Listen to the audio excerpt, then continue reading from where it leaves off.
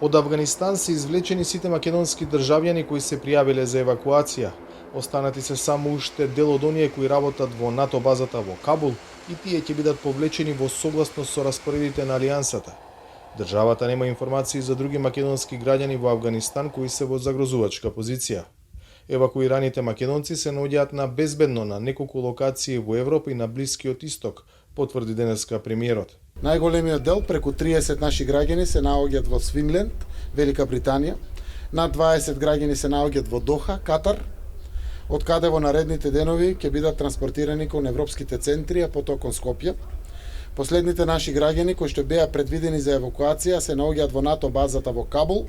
Вчера исто така го напуштија Авганистан и се наоѓаат во Осло, Норвешка. Во НАТО базата во Кабул се останати само оние кои се уште ги обновуваат своите обврски, а чија евакуација ќе се одвива согласно распоредот за повлекување од самата база.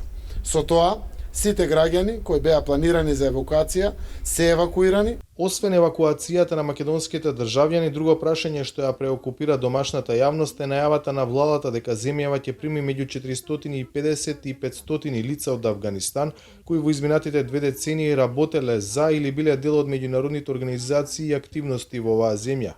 Заев објаснува дека станува збор за хуманитарна операција и дека тоа се луѓе кои само привремено ќе бидат сместени во Северна Македонија. Имаме ние капацитети тоа да го направиме, затоа што уште еднаш напоменувам, не се работи за никакви бегалци кои што ќе одат во некакви кампови. Тоа е јасно и расчистено.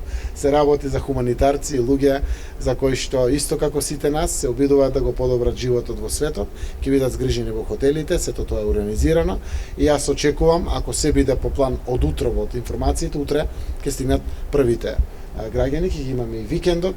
Има ли сознание колку време ќе останат во Македонија? Има дел од луѓе кои што ќе останат 3 дена. Има дел кои што ќе останат месец дена. Колку и да е потребно, ние сме тука, ресурси се обезбедени. Прво сакам да знаете, иако сите потврдуваат точно кој плаќа во хотелите за овие граѓани, ние донесовме одлука на влада. Затоа што ако бидеме домаќини, треба да бидеме домаќини до крај и сме спремни затоа што некој пат има административни процедури, меѓународното плаќање да се заврши, одлуки да донесат низ американските организации и слично. Ние треба да им платиме на домашните хотели, а после тоа ќе се рефундира или директно ќе си платат самите организации. Најголем дел од афганистанските цивили кои од утре се очекуваат во земјава се координирани и организирани од Американскиот национален демократски институт NDI. За Гласот на Америка, од Скопје, Владимир Мирчевски.